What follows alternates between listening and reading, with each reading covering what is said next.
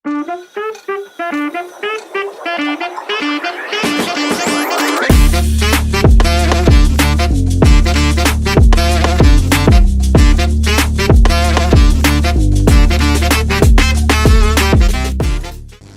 और हजरात, मैं शफीक सैफी इस्तकबाल करता हूं आपका उन स्टॉक शो के एक और नए एपिसोड में। आज की जो हमारी मेहमान हैं, उनसे आपकी मुलाकात कराने से पहले दो चार बात मैं उनके बारे में बता देता हूं।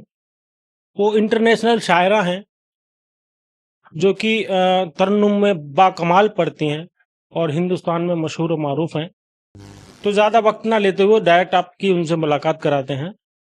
मोहतरमा महक किरानवी साहिबा, अस्सलाम वालेकुम, कैसी हैं आप? वालेकुम अस्सलाम। अल्लाह का शुक्र है, दुआएं हैं आपकी। माशाल्लाह। कैसा शायरी का आपका सफ़र, यहीं से बात स्टार्ट करते हैं कि ये शायरी का आपका सफ़र कहाँ से स्टार्ट हुआ, किस तरह से आपकी इब्तिदा हुई शायरी की? दरअसल मैं अक्सर टीवी पर पाकिस्तानी गज़ल्स के प्रोग्राम सुना करती थी। हम्म फिर तन्हाई में अक्सर उन गज़लों को गुनगुनाया करती थी। गज़लों का गुनगुनाना और गज़लों में डूब जाना मुझे बेहद पसंद था। धीरे-धीरे शौक़ मेरे ज़हन दिल पर हावी होने लगा और मैं शायरी की तरफ राग़िब होती चली गई। तो ये शौक आपको कॉलेज के ज़माने से या फिर उसके बाद में? नहीं, बचपन से ही रहा बचपन शौक़। से ही रहा। जी। माशाल्लाह। उर्दू से आपने पढ़ाई की है? जी, बीए। माशाल्लाह, माशाल्लाह। बीए उर्दू। जी। अच्छा, वैसे आपकी इब्तिदाई तालीम और तरबियत कहाँ से हुई? जी, मेरी इब्तिदाई तालीम और तरबियत यूपी का एक खूबसूरत शहर है कैराना, वहीं माशा से मेरी तालीम और तरबियत हासिल हुई है। जी, जी, जी, जी। अच्छा, शायरी का शौक जिस तरह से आपने बताया कि आप शुरू से ही उर्दू पढ़ने के और शायरी सुनने के और जी, ड्रामा वगैरह देख करके वहाँ से आपका पैदा हुआ। जी। जैसे कि शायरी में एक रिवायत है कि एक उस्ताद होते हैं, तो आपके उस्ताद साहब कौन है? वैसे तो दुनिया का हर हुनर उस्ताद का मोहताज होता है। जी, जी। मैंने शायरी में जो कुछ भी सीखा है उसमें आरिफ सैफी साहब की बड़ी मेहनतें शामिल रही हैं और हुँ। आरिफ साहब ही मेरे उस्ताद मोहतरम हैं। अक्सर ये कहा जाता है कि शायरी का जो ज़ौक है उसको आगे बढ़ाने के लिए माहौल का होना एक ज़रूरी होता है। जी, वहीं से निकल कर के सब शायरात जो भी हैं जी। आगे आते हैं। तो इसका कितना अहम रोल है आपकी ज़िंदगी में? शादी के कुछ महीनों बाद ही मुझे अपने शौहर के साथ हैदराबाद मुक़ीम होना पड़ा, हुँ, क्योंकि मेरे शौहर की जॉब हैदराबाद में ही थी। हुँ। वहाँ अक्सर आरिफ सैफी साहब के दौलत कदे पर गज़लों की महफ़िलें आरास्ता हुआ करती हैं। बस वहीं से मुझे लगा कि मुझे अपने शौक़ को महदूद न रखकर थोड़ी मेहनत करके मंज़र आम पर लाना चाहिए और मेरे इस हौसले को मेरे शौहर ने परवाज़ बख्शी, मुझे हर कदम पर हिम्मत से आगे बढ़ने का हौसला दिया। अच्छा, ये वाली बात हमें आज ही मालूम हुई है कि आपकी शादी हो रखी है। जी। तो एक्चुअल में आपने शायरी शादी के बाद स्टार्ट किया? जी, जी। ये अमूमन क्या होता है कि कॉलेज से निकलने के बाद में शायरी का जो शौक होता है वो परवान चढ़ता है, वहाँ जी। से शुरुआत कर दो। अच्छा, एक चीज़ और मैं इसी दरमियान पूछना चाह रहा था कि आपका जो मैं तरन्नुम में या जो भी जानने वाले हैं सबने पूछा भी है और मैं भी महसूस करता हूँ कि जब आप तरन्नुम में पढ़ते हैं तो इतना नर्म लहजा होता है और इतने शानदार अल्फाज के साथ आप पढ़ते हैं। लेकिन बहुत सारे लोगों ने बताया कि आपको देखने में एक अलग रुआब सा आपके चेहरे पे दिखाई देता है। तो ये डिफरेंस क्या है, इसको अगर बताना चाहें आप? जहाँ तक नर्म लहजे की बात करें तो वो तो ग़ज़ल की ज़रूरत होता है। जी। चेहरे का रौब और थोड़ी-सी सख्त मिज़ाजी अल्लाह ने औरत के लिए दीन में मुकर्रर की है, हुँ। जिसकी मैं पाबंद हूँ। बस इसलिए डिफ़रेंस नज़र आता है। क्या बात है! ये होना भी ज़रूरी। किसी ने कहा है कि जिस लड़की के मिजाज में अगर एटीट्यूड ना हो, तो जी। कहीं न कहीं उसकी उसमें कमी है। हुँ। तो मैं भी ये मानता हूँ। जैसा कि आपने बताया अपने उस्ताद साहब के बारे में, लेकिन उनके शायरी में और मिजाज में 2 कोई डिफ़रेंस मालूम नहीं होता है। लेकिन आपका अलग नज़र आता है। शायरी के दरमियान अलग मिजाज होता है और आम जो रुआब देखने को मिलता है या फिर पब्लिक में, वो अलग है। तो ये क्या डिफ़रेंस है? इसको आप किस तरह से बताना चाहेंगे? देखिए, हर शायर और शायरा का अपना अलग मिज़ाज होता है, हुँ, उसी के मुताबिक वो शेर भी कहते हैं। हुँ, उस्ताद का काम इस्लाह करना होता है, जो कि मेरे उस्ताद बखूबी करते हैं। क्या बात है!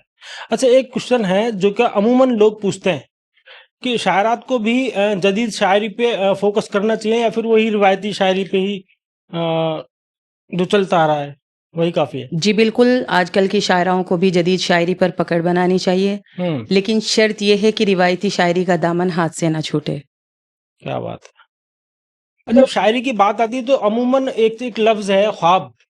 मैं ख्वाब को इस तरह से देखता हूँ कि ख्वाब वो पुल हैं जो हमें हकीकत से मिलाते हैं। कई बार ऐसा होता है कि वो पुल टूट जाता है, तो इसका मतलब ये नहीं है कि हमें ख्वाब देखना छोड़ देने चाहिए। मैं ये कहता हूँ कि ख्वाब देखें लेकिन खुली आंखों से। तो कोई ऐसा ख्वाब है जिसको पूरा करने के लिए आपको एक दिन मिले, तो वो क्या होगा और किस तरह से होगा? मैं सो जाऊंगी, क्योंकि हम्म, ख्वाब पूरे करने के लिए ख्वाब देखने बहुत जरूरी होते हैं। जी। अमूमन क्या होता है, शायर जो बात किसी से कह नहीं पाते हैं, हम्म। वो बात अपनी शायरी के जरिए वो बयान कर देते हैं। क्या आप उसके बावजूद, आप एक शायर हैं, उसके बावजूद ऐसा कोई राज रह गया आपके दिलो जहन में जो आप किसी से शेयर ना कर पाए हैं, अगर आप बताना चाहें तो? देखिए, हर इंसान की जिंदगी में कई राज छुपे होते हैं। आपकी में भी छुपे होंगे, मेरी में नहीं, भी मैं तो छुपे खुली हैं। किताब की तरह हूँ, सबको जो भी कुछ है मुंह से बता देता हूँ, ना बता पाता तो शायद नहीं बता देता हूँ। और जो चीज छुपी है, अगर वो छिपी रहे तो ज्यादा बेहतर है। क्या बात है। बिल्कुल, कुछ बातें ऐसी होती हैं जिनका बाहर आ जाने के बाद में आकार ही बदल जाता है। जी। बिल्कुल। शायरी आपके लिए क्या है? एक साथी, एक जुनून, या कुछ और?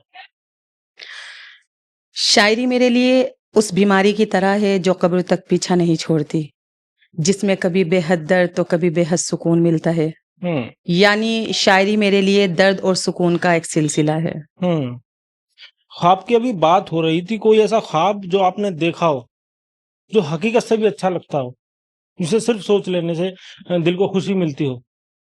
जी हाँ, एक बार ख्वाब में मैंने अपना जनाजा उठते हुए देखा है। ये ख्वाब आपको... हकीकत से बेहतर। अच्छा, आपके पसंदीदा शायर कौन है एक्चुअल में? अगर आपके उस्ताद को एक साइड में रख दिया जाए, उनके अलावा पसंदीदा शायर आपके कौन है?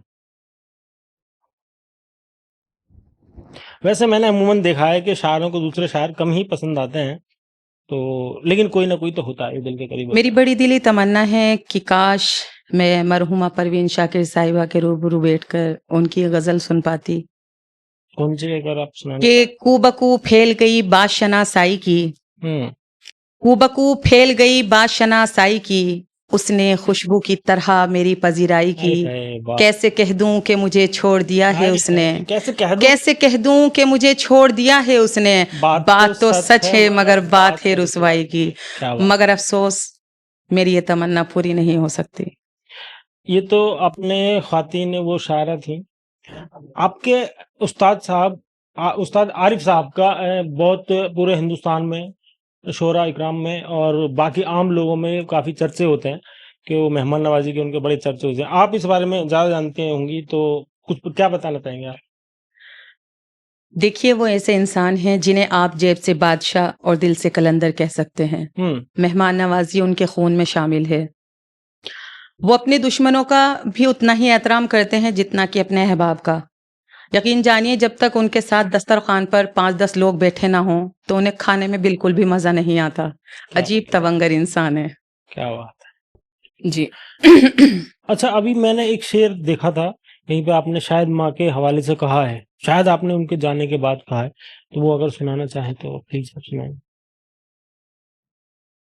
जी, बिल्कुल। प्यार में डूबी सदाएँ तो नहीं मरती हैं, हम्म। प्यार में डूबी सदाएँ तो नहीं मरती नहीं। हैं, यानी जन्नत की हवाएँ तो नहीं मरती हैं। हम्म, बाद मरने के भी रखती हैं वो बच्चों का ख़याल। हम्म। माएँ मरती हैं, दुआएँ तो नहीं मरती हैं। क्या बात है, वाह। माएँ मरती हैं, दुआएँ तो नहीं दुआएं तो मरती नहीं हैं। मरती हैं, वाह वाह वाह वाह वाह। आपका अपना कोई पसंदीदा शेर जो आपका हो, सुनाना चाहेंगे? बागबान को तो अपना हर एक फूल पसंद होता है। हम्म, ये तो सामने वाले की तबीयत पर है कि उसे कौन-सा रंग और कौन-सी महक पसंद आए। बिल्कुल बिल्कुल। वैसे मुझे अपना एक शेर बहुत पसंद है, मैं मतला और वो शेर पढ़ती जी हूँ। जी, इरशाद। क्या पूछते हो हमसे, हम्म। क्या हाल हमारा है? आहा। क्या पूछते हो हमसे, क्या हाल हमारा है? हम्म। तूफान में कश्ती है और दूर किनारा सही है। बात है, वाह वाह वाह। तूफान में कश्ती है हाँ, और दूर किनारा है। वाह वाह वाह वाह। रोना ही अगर होता दिल खोल के रो लेते। वाह वाह वाह। रोना ही अगर होता खोल के रो लेते। दिल खोल के रो लेते।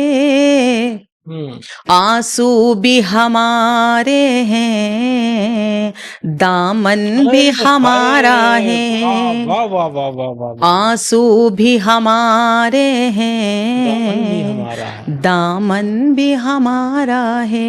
वाह वाह वाह वाह वाह। बहुत शुक्रिया। अच्छा, आप आए यहाँ पे, इतना आपने कीमती वक्त निकाला अपना, उसके लिए बहुत बहुत शुक्रिया।